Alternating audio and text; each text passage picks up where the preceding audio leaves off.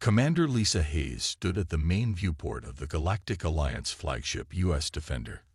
Her face was grim as she watched another Allied cruiser explode in a brilliant flash of light. The ship's crew of 300 souls vanished in seconds. "Status report," she said, her voice steady despite the chaos unfolding before her. Officer Jack Perry's fingers flew across his console. "Not good, Commander. We've lost 30% of our fleet in the last hour. The Celestials are advancing through Sector 7. At this rate, they'll reach Earth in 3 days." Lisa closed her eyes for a moment. 3 days. After fighting these beings for nearly a year, the Alliance was down to just 3 days before humanity's homeworld fell.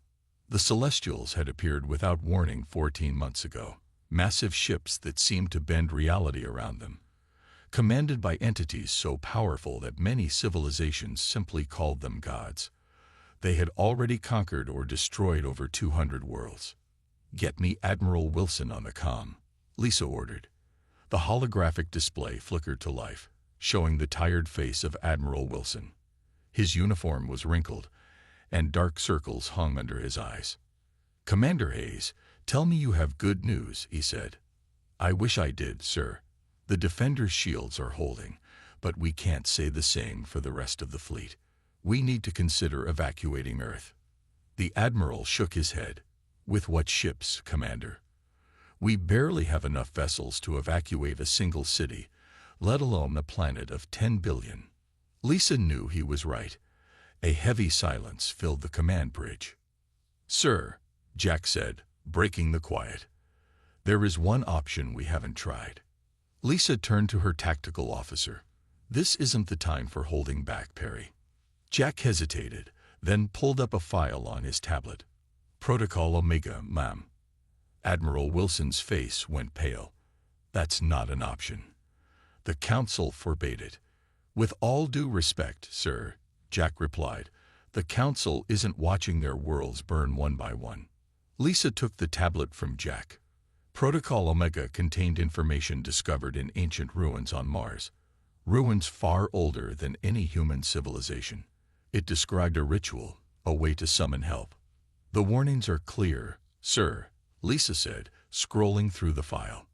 "Every alien language in the database has the same message about this ritual. Never invoke the Earthborn. Death follows in their wake." "But that's just it," Jack said, leaning forward. "The Earthborn. It's talking about humans." Lisa frowned. "That's impossible. Humans have never been a spacefaring race until the last century." The ship rocked as a blast hit their shields. Red warning lights flashed across the bridge. "Direct hit," called out the shield operator. "Shields at 60%. The Admiral's hologram flickered. "What exactly does this Protocol Omega suggest, Harry?" "The ritual requires materials we can only find in the core of a dying star. But if the translations are correct, it can summon beings that even the Celestials fear." Lisa studied the ancient text more carefully. "These warnings, they're not just cautions. They're written in terror." Another blast rocked the ship. "Shields at 40%. The Admiral's face hardened with resolve. "How long to gather what we need for this ritual?" Jack checked his calculations. "With our fastest ship, 36 hours, sir." "That cuts it close to the Celestials' arrival," Lisa noted. The Admiral nodded. "Commander Hayes, you have my authorization to implement Protocol Omega. God help us if we're making a mistake." Lisa straightened her uniform. "Prepare a scout ship. We need volunteers for a mission to a dying star." As the crew rushed to carry out her orders, Lisa stared out at the battlefield. Alliance ships crumbled under the Celestials' weapons. She wondered what kind of power they were about to unleash, and whether it would save them or doom them all. They were desperate and out of time. Their only hope lay in summoning the one species even the gods feared. Science Officer Samantha Woods bent over the ancient text, her eyes burning from lack of sleep. Scattered across her lab table were pieces of alien technology, star charts, and cups of cold coffee. She had been working for 18 hours straight to decode the exact requirements for Protocol Omega. "I think I understand it now," she said to Commander Hayes, who had just entered the lab. The ritual needs 5 rare elements that only form in the heart of a dying star, and the pattern of the summoning circle must be perfect. Lisa looked at the complex diagrams Samantha had drawn. Can we do this? Yes, but getting those elements will be nearly impossible. We need to send a ship into the core of Red Giant VX-439. The heat and pressure would crush most vessels. Captain Greg Miller stepped forward from the doorway. My ship can do it. The Falcon has the best heat shields in the fleet. Lisa turned to him. Greg, this is a suicide mission. He nodded. I know. But what choice do we have? If the Celestials reach Earth, we all die anyway. While Greg prepared his ship for the dangerous mission, communications specialist Alan Webb made a discovery in the Alliance archives. He rushed to Lisa's quarters, tablet in hand. Commander, you need to see this, he said, out of breath. I've been searching all references to humans and alien records. They're everywhere, but always with warnings. He showed her ancient texts from a dozen alien civilizations. Each mentioned humans with fear. This one is from the Arcturians, 10,000 years ago, Alan explained. It calls humans the Void Walkers and says they should never be allowed to leave their prison world. Prison world? Lisa asked. You mean Earth? Alan nodded. And here, the Zentavi describe humans as reality benders who can break the laws of physics. Every record says the same thing. Humans are dangerous and unpredictable. Lisa frowned. But we've never been a threat to anyone. We only reached Mars 50 years ago. That's what's strange, Alan replied. These records talk about humans, as if we once traveled the stars and caused great destruction. But that's impossible. The ship's comm system buzzed. Commander Hayes to the bridge. Captain Miller's team is returning.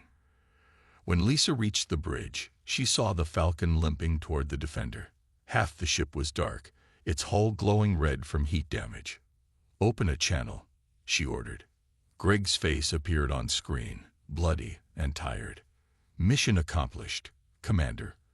We got the elements, but at a cost. Half my crew didn't make it. 6 hours later, Samantha had prepared the ritual chamber. The rare elements were arranged in a complex pattern on the floor. Strange devices from the Mars ruins hummed with energy around the room. The Celestials are 12 hours from Earth, Jack reported. We need to do this now. Samantha stood in the center of the pattern. The ritual requires someone to channel the energy. I studied it the most, so it should be me. Lisa nodded reluctantly. Begin. Samantha started reciting words in a language no human should know. The elements began to glow, first red, then blue, then with a light no one had seen before. The air in the room grew thick. Reality itself seemed to bend and warp around them. Alarms blared as the ship's sensors detected energy spikes beyond their measuring capacity. Something's happening. Alan shouted over the noise. A tear opened in the center of the room. Not like a door or portal, but like reality itself was being ripped open. Everyone backed away, weapons raised. Through the tear, they could see another place, what looked like a simple office with bookshelves and a desk. A man sitting at that desk looked up, surprised. He stood and cautiously approached his side of the tear. "Hello," he called out, his voice oddly normal amid the cosmic chaos. "What is this?" Samantha, her body shaking from channeling the energy, managed to speak. "We need help. Please." The man hesitated only briefly, then stepped through the tear into their world. As he did, every alien in the room backed away in terror. The man who stepped through the tear looked ordinary. He was middle-aged with graying hair and glasses. He wore a simple brown sweater with patches on the elbows and carried a pen in his shirt pocket. He looked around the room with wide eyes. "Where am I?" he asked. "What just happened?" Lisa stepped forward cautiously. "I'm Commander Lisa Hayes of the Galactic Alliance. We summoned you." The man blinked several times. "Summoned me? Like magic? That's impossible." He adjusted his glasses. I'm Paul Mason. I teach history at Coastal Maine University. I was just grading papers in my office. Jack shook his head in frustration. This is what the ancient ritual brought us. A teacher. We needed warriors. Paul looked confused. I'm sorry to disappoint you, but I really should get back. I have classes tomorrow. The alien crew members kept their distance. One blue-skinned communications officer whispered to another, "It doesn't know what it is." Samantha, still weak from performing the ritual, stepped forward. "Mr. Mason, we brought you here because our worlds are under attack by beings of immense power. The ancient texts said humans could help us." Paul laughed nervously. "I think you have the wrong person. I've never even fired a gun." Suddenly, alarms blared throughout the ship. Jack rushed to his console. "Celestial scout ship. It's breached our defensive line." The ship rocked violently as it took a hit. Crew members grabbed onto nearby surfaces to steady themselves. A panel near Paul exploded in sparks, making him jump back. "Shields at 20%, someone shouted. "We can't take another hit like that," Lisa said grimly. The Celestial scout ship came around for another attack. Its weapons charged, glowing with an unearthly light. Paul looked at a nearby weapons panel. Without thinking, he moved toward it. "Sir, don't touch that," Jack yelled. "Those controls take years to master." But Paul's hands were already moving across the panel with impossible speed. His eyes seemed unfocused, as if he was seeing something no one else could see. "This is strange," he muttered. "I somehow know how this works." He pressed a sequence of buttons, and the Defender's main cannon fired. The beam hit the Celestial scout ship with perfect accuracy, slicing through its shields as if they weren't there. The scout ship exploded in a silent flash of light. Everyone on the bridge stared at Paul in shock. I don't know how I did that," Paul said, looking at his hands in disbelief. "It just felt right." The alien crew backed away further, some making signs to ward off evil. "The legends were true," whispered one green-skinned officer. "They're connected to something beyond our understanding." Lisa approached Paul cautiously. "Mr. Mason, what else do you know how to do?" Paul shook his head. "Nothing. I'm just a history teacher. This doesn't make any sense." Jack checked his sensors. "Commander, there are more celestial ships approaching. A full battle group this time." Lisa looked at Paul thoughtfully. "If one human could do this." She turned to Samantha. "Can we bring more through?" Samantha nodded weakly. "The portal is still stable. We can bring a few more, but I don't know how long I can maintain it." "Do it," Lisa ordered. Paul stepped closer to Lisa.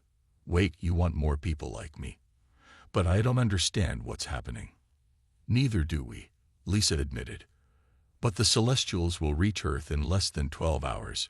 We're out of options." Paul looked around at the alien technology, the stars visible through the viewport, and the fear in the eyes of the alien crew members. "I'll help however I can," he finally said. "But I think you should explain what these Celestials are, and why everyone here seems so afraid of humans." "We will," Lisa promised. "But first, we need more of your kind." Samantha returned to the ritual chamber to summon more humans, while Paul stayed on the bridge, still trying to understand how he had known exactly how to destroy a warship he'd never seen before. 4 more humans stepped through the portal into the ritual chamber. They looked around in confusion, just as Paul had done. Betty Clark wore a hard hat and construction clothes, dust still on her boots. Kevin Wright was in nurse's scrubs with a stethoscope around his neck. Nickel Adams had a college backpack slung over one shoulder. Frank Hill, the oldest of the group, wore simple clothes but stood with the straight back of someone who had served in the military. "What's going on?" Betty asked.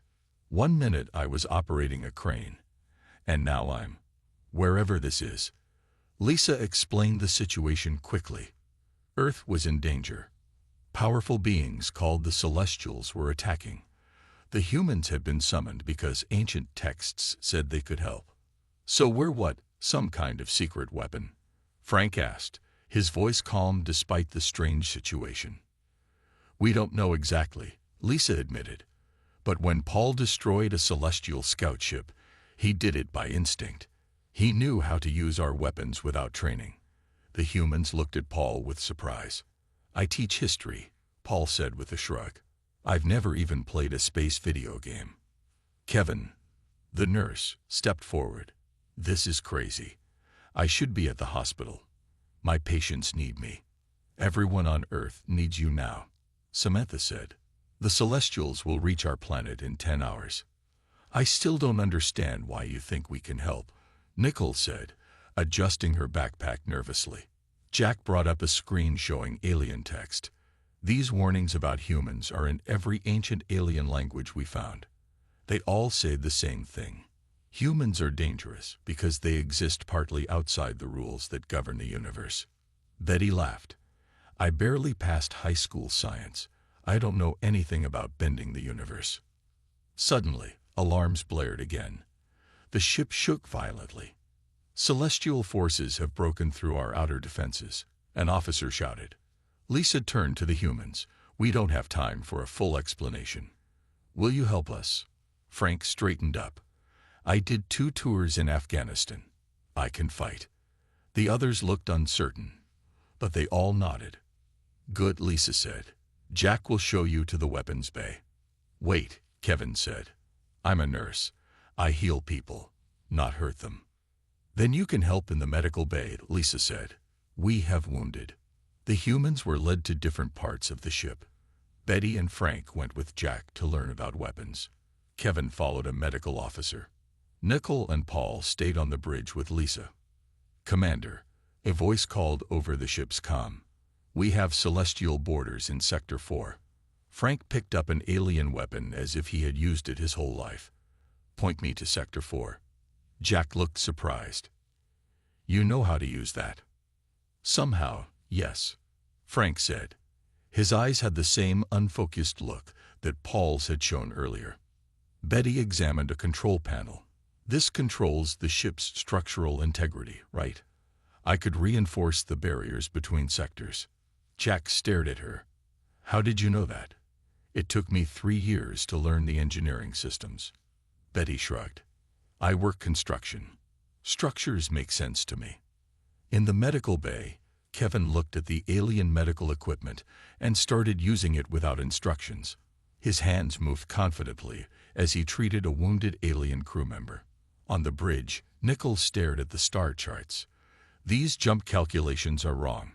If you adjust the coordinates by 0.03 degrees, you could get to the rally point in half the time." Lisa looked at the young college student in shock.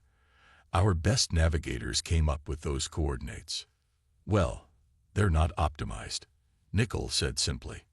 Paul watched all of this with growing understanding. "We're not just random humans, are we? There's something about us that makes us different." Lisa nodded slowly. "The aliens on this ship are terrified of you, not because of what you've done, but because of what they believe you are." "And what's that?" Paul asked. Before Lisa could answer, the ship rocked again. A massive celestial warship appeared on the main screen. "They're targeting our engines," an officer reported. "Not if I can help it," Nicole said, her hands already moving across the navigation controls. Nicole's fingers flew across the navigation controls. The massive defender ship moved with unexpected grace, dodging the celestial warship's attack at the last second. "That's impossible," Jack whispered. "No one can maneuver a ship this size that quickly." Nicole just smiled. "It's basic physics. Action and reaction." Frank had organized the humans into an effective fighting unit. Despite only having known each other for a few hours, they worked together as if they had trained for years. They moved through the ship's corridors, pushing back the celestial boarding parties. "Betty, watch that junction," Frank called out. "Kevin, stay behind and help any wounded." Betty held up her hand suddenly. "Wait, they're going to come through that wall, not the door." "How do you know?"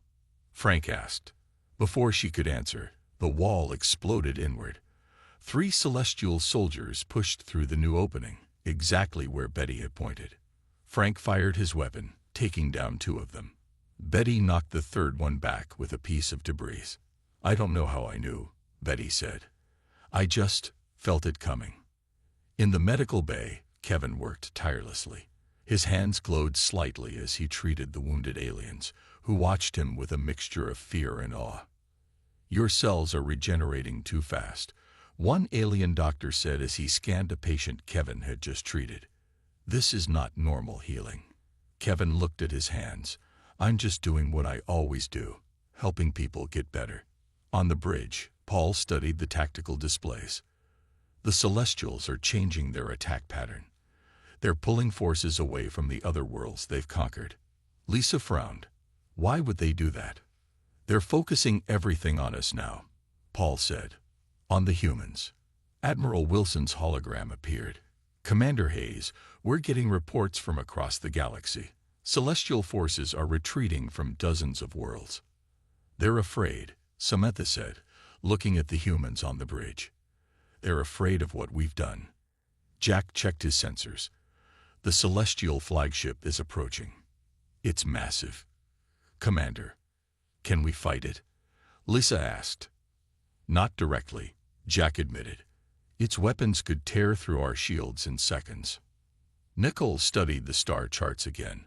"But we could use the gravity well of that nearby star to slingshot around and attack from behind." "That would put us dangerously close to the star's radiation belt," Jack argued. Nickel shrugged. "So we adjust our shields to compensate." Paul looked at her in amazement. "How do you know all this?" "Astrophysics major," Nickel said. "This is just scaled-up versions of problems we solve in class." Lisa gave the orders, and the Defender followed Nickel's plan. They swung around the star, shields glowing from the intense radiation, and emerged behind the Celestial flagship. "Fire everything we have," Lisa ordered. The Defender's weapons struck the Celestial ship's unprotected rear section. The massive vessel shuddered under the attack. "It's working," Jack shouted. But their victory was short-lived. The damaged Celestial flagship turned slowly, its main weapon powering up. "Braced for impact," Lisa called out. The humans on the bridge looked at each other. Without speaking, they seemed to reach an understanding. Paul moved to the weapons console. Nickel stayed at navigation. Both their hands moved in perfect coordination. The Defender fired again. At the exact moment it changed course. The combination was perfect. The Celestial weapon discharged harmlessly into space, while the Defender's attack struck a critical system on the enemy ship. The Celestial flagship began to break apart. "They're retreating," Jack announced as the remaining Celestial ships pulled back. Cheers erupted across the bridge. The alien crew looked at the humans with a new expression, not just fear now, but awe. "Did we win?" Betty asked as she and Frank returned to the bridge. "For now," Lisa said, "but they'll be back. And next time, they'll come prepared for humans." Paul looked around at his fellow humans. "What makes us so special? Why are we able to do these things?" Before anyone could answer, a communication came through from one of the Alliance ships. "Commander Hayes," a voice said, "we've captured a Celestial officer. He says he knows the truth about humans." The captured Celestial sat in the center of the secure room. It looked almost human, but its skin glowed faintly with an inner light, and its eyes were completely black. Its hands were bound with energy restraints. Lisa, Paul, and the other humans stood facing it. Admiral Wilson's hologram watched from the corner. "Why are you afraid of humans?" Lisa asked the Celestial. The being tilted its head, studying the humans with its dark eyes. When it spoke, its voice seemed to come from everywhere at once. "You should not exist," it said simply. Paul stepped forward. "What does that mean?" "Every species in the universe follows rules," the Celestial continued. "Rules of evolution, of physics, of cosmic law. But humans are a mistake." The room fell silent. Frank crossed his arms. "That's not much of an explanation." The Celestial's glow pulsed slightly. "Humans were not designed by the universe's natural laws. You are glitches in reality, existing partially outside the rules that govern all other life. Betty frowned. You make us sound like computer errors. A fitting comparison. The Celestial agreed. The universe is structured with certain constants. All life forms evolve according to these constants, except humans. Kevin, who had been quiet, spoke up. Is that why I can heal people by willing it to happen? Yes, the Celestial said. Your minds connect to reality in ways no other species can. You imagine possibilities that should not be possible, and somehow they become real. Nicole leaned forward. But we've never had these abilities on Earth. Because you were imprisoned there, the Celestial replied. Quarantined. This shocked everyone in the room. Quarantined. Lisa repeated. By whom? By us. By others like us. The ancient species who understand the danger you represent. Hall stepped closer to the Celestial. How long have humans been trapped on Earth? Millions of your years. Whenever you advance too far, we would reset your civilization. You've been destroying human civilizations. Admiral Wilson's hologram flickered with anger. To protect the universe, the Celestial insisted. Humans replicate and evolve rapidly. You adapt instantly to new situations. You break rules you don't even know exist. That doesn't make us dangerous, Betty argued. The Celestial's glow brightened. Doesn't it? In just a few hours, 5 untrained humans defeated ships and technology that conquered hundreds of worlds. You operated complex systems you had never seen before. You predicted our movements. You altered the fabric of space to move your ship in ways that should be impossible.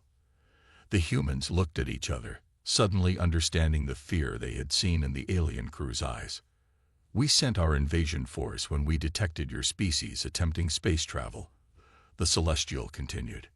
It was meant to be preventative. To stop you before you spread beyond your prison. Prison, Paul repeated, the word hanging heavy in the air. If what you're saying is true, Nicole asked, why did the ritual work? Why could we be summoned here? The Celestial seemed to shrink slightly. The ritual was created as a fail-safe, a way to reach into the quarantine if the Guardians ever needed human abilities. It was never meant to be used. Frank laughed without humor. So you kept us as weapons, just in case you needed us. And now you have loosed yourselves upon the stars, the Celestial said. It is too late to stop the infection. Infection. Kevin's voice was sharp. We're people, not a disease. You are cosmic anomalies. The Celestial insisted. Your very existence threatens the stability of reality. Given time, humans will consume everything, not through malice, but through their fundamental nature. Lisa turned to the humans. Do you believe any of this? Paul looked at his hands, remembering how they had known exactly how to operate alien weapons. It would explain a lot. So what happens now? Betty asked. Do we help these people who summoned us, or are we really some kind of universe-ending threat? The Celestial watched them with its dark eyes. That choice, it said softly, is precisely what makes you so terrifying. The 5 humans gathered in a quiet corner of the ship after the Celestial was taken back to its cell. Each of them struggled with the truth they had just learned. So we're the monsters the universe fears, Frank said, breaking the silence. Paul shook his head. We're not monsters. We're just different. Different enough to scare beings that call themselves gods, Betty pointed out. Kevin paced around the small room. I became a nurse to help people, not to threaten the universe. Nicole sat quietly for a moment, then spoke. Think about it. All living things evolve to fit their environment. But what if our environment was reality itself? What if we adapted to break the rules rather than follow them? Lisa entered the room, accompanied by Admiral Wilson, who had arrived on a shuttle. The humans fell silent. We need to make a decision, the Admiral said. The Alliance leadership is divided. Some want to return you to Earth and seal the quarantine again. And the others? Paul asked. The others see you as our best hope against not just the Celestials, but other threats we face. Betty crossed her arms, So we're either too dangerous to let loose or too useful to send home. The Admiral nodded. Essentially, yes. Frank stood up straight. If there are things out there threatening innocent worlds, I say we help. We use whatever strange abilities we have to protect people. But what if the Celestial is right? Kevin asked. What if our presence eventually causes more harm than good? Paul walked to the viewport and looked out at the stars. Throughout human history, we've faced the same question. New technology, new ideas, they can all be used to help or harm. Nickel joined him at the window. We could solve problems other species can't. See solutions they never imagined. Outside the room, Alliance crew members passed by. Some still looked at the humans with fear, but others now showed respect, even gratitude. Lisa stepped forward. I have a proposal. We form a special division, human advisors and problem solvers. You would help us face threats, but under careful observation. You mean with safeguards in place in case we go rogue? Frank said bluntly. Lisa didn't deny it. Yes. Paul turned back to the group. I was supposed to teach a class on ancient civilizations tomorrow. Instead, I learned that human civilization is older than we ever imagined, and has been reset multiple times. We can't go back to our old lives knowing what we know now, Betty said. They all fell silent, considering their options. If we stay, Kevin finally said, I want to focus on healing. On using whatever strange connection I have to help people, not hurt them. And I want to explore, Nicole added, to understand the universe that apparently doesn't understand us. The Admiral looked at the humans with a mixture of hope and caution. So you'll help us? Paul looked at each of his fellow humans, receiving nods from all of them. Yes, we'll help, but as partners, not weapons. The Admiral agreed. The decision was made. The humans would stay among the stars. Word spread quickly throughout the galaxy. The quarantine had been broken. Humans were loose among the stars. Some civilizations began preparations for war, others for alliance, but all understood that the cosmic order had forever changed. 3 weeks later, Paul stood alone on the observation deck of the Defender. The ship had been repaired and was patrolling the borders of Alliance space. Through the massive windows, he could see stars stretching endlessly before him. He held a cup of coffee in his hand, something the ship's food systems had learned to make for the humans. He took a sip and smiled at the infinite possibilities now open to humanity. Behind him, 2 alien officers whispered as they passed by. They don't even realize what they are, said one. That's what makes them so terrifying. Paul heard them, but kept his eyes on the stars. Perhaps they were right to be afraid. But perhaps humanity's strange nature was exactly what the universe needed. A glitch in the system, a new way of thinking, a species that could imagine the impossible and then make it real. The future was uncertain, but for the first time in millions of years, it was humans who would decide their own destiny.